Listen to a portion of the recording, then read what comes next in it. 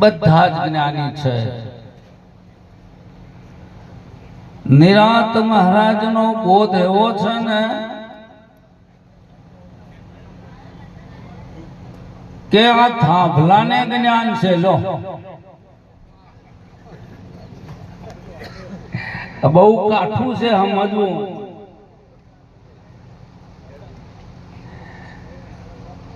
નિરાંત કહે નિષ્ઠાનું ફળ માનો કે ના માનો, જ્ઞાન થવું એક નંબર, પણ નિષ્ઠા બી બહુ મહત્વની બાબત છે।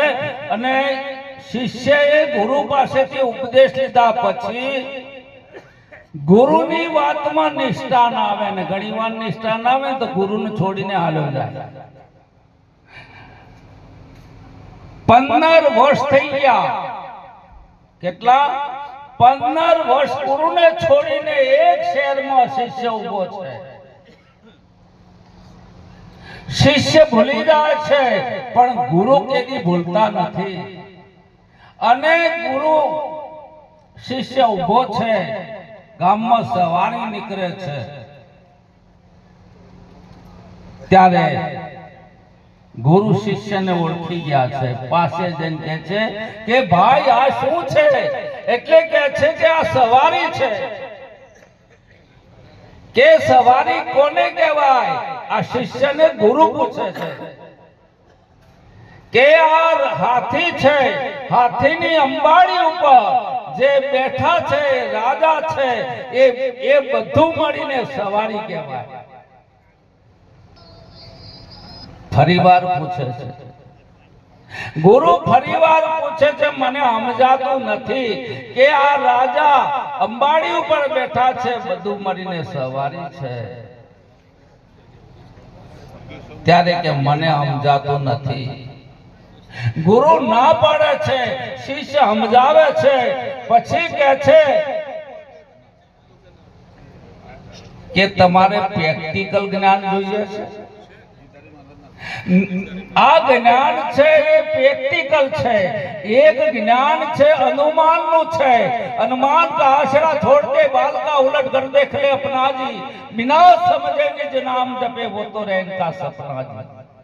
आप में ताकीद कर ले, छोड़ दे मन की कल्पना जी। कहे कबीर पड़गड़ दीदार पायो फिर झाप किसी का जाना। आ ज्ञान प्रेक्टिकल છે, કોઈ અનુમાનનું નથી। અને એ વખતે ગુરુ કહે છે, શિષ્ય કહે છે કે તમારે જો પ્રેક્ટિકલ કરવું હોય તો તમે હાથી બની જાઓ। ગુરુ 4 પગ, 2 હાથ અને પગે હાથી બની જાય।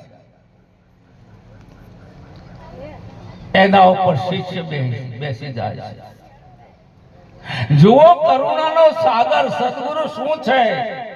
એ પોતે હાથી બને છે, શિષ્યને ઉપર બેસાડે છે, પછી પૂછે છે બોલ કે આ ઉપર હાથી એ હું હાથી છું?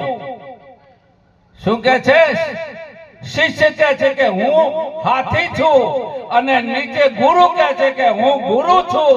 અને એ વખત કહ્યું આ હું ઉપર હતું તે નેચર કેવી રીતે આવ્યું? આ હું ઉપર હતું નીચે કેવી રીતે આવ્યું? ત્યારે પેલાને ખ્યાલ આવ્યો શિષ્યને, હા હા આ વાત તો મારા ગુરુ કહેતા હતા। એ હુંને કોઈ રામ કહે છે, એ હુંને કોઈ કૃષ્ણ કહે છે, એ હુંને કોઈ નિરાંત કહે છે, અને એ હુંને સંત કહે છે, પરમાત્મા કહે છે, એને બ્રહ્મ કહે છે। જ્યાં સુધી અસ્તિત્વ આધ્યાત્મિક જગતમાં પ્રથમ પ્રશ્ન હોય તો હું કોણ? આગળ કોઈ મહાત્મા બોલ્યા હતા, આ જગતમાં 3 અનુભવ કોઈને નહીં હોય, ગમે તે હશે ને 3 અનુભવ નહીં થાય। પહેલો અનુભવ હું નથી એવું કોઈ નહીં કહે। તમે કોઈ બીને પૂછો, જ્ઞાની હોય કે અજ્ઞાની હોય, હું છું। બીજો પ્રશ્ન, જન્મનો કોઈને અનુભવ નથી, કોઈને જન્મનો અનુભવ નથી, અને મૃત્યુનો પણ અનુભવ ના હોય, અને મૃત્યુ થાય તો અનુભવ। કોઈને નહીં હોય મૃત્યુનો અનુભવ. જે વસ્તુ ના હોય ને એનો અનુભવ ક્યારે હોઈ શકે નહીં. એટલે અમારા તત્વવેત્તા ઋષિ મુનિ કહે છે સતનો અભાવ નથી અને મિથ્યાનું અસ્તિત્વ નથી.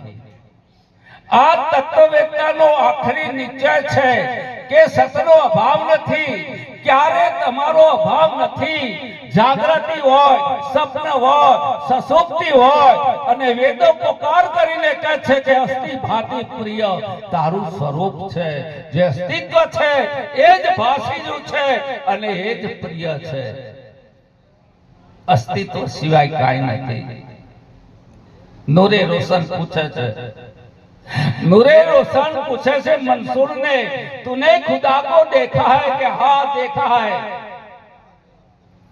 तो कैसे कि देख ले मुझे. શું કહે છે? देख ले मुझे. मैं कैसे मानूं कि बैठ जा, बैठ जा. જેને ગુરુ ચરણમાં બેઠા છે, જેને ગુરુ ચરણની અંદર સમર્પિત ભાવે બેઠા છે, ભગવાન કહે છે કે શ્રદ્ધાવાન લભ્યતે. જેને શ્રદ્ધા નથી, જેને વિશ્વાસ નથી, જેને સમર્પિત ભાવ નથી, એના માટે આ માર્ગ નથી. સર્વ ધર્મ પરિત્યાજ્ય મામેકમ શરણમ ભજ. બધા ધર્મો છોડીને મારા શરણે આવી જા. આ ધર્મ તારા નથી. આગળ સંતોએ ઘણો સત્સંગ કર્યો છે કે આ જીવનમાં શરૂમાં વ્યક્તિને એવો ભાવ પકડાય છે કે આ શરીર હું છું, અને બીજો ભાવ એવો પકડાય છે મોટા ભાગના વર્ગને કે કરતા હું છું. તમે એટલો વિચાર કરજો. એક દ્રષ્ટાંત છે સરસ અને મને રુચિકર છે, વારે વારે કહું છું કે વિષ્ણુ ભગવાને અટલ પદવી આપી ધ્રુવને, અને એ વખતે કહ્યું, ધ્રુવ પ્રશ્ન કરે છે વિષ્ણુ ભગવાનને કે હે પ્રભુ, આ અટલ પદવી આપનાર કોણ અને આ હું લેનારો કોણ? આ અટલ પદવી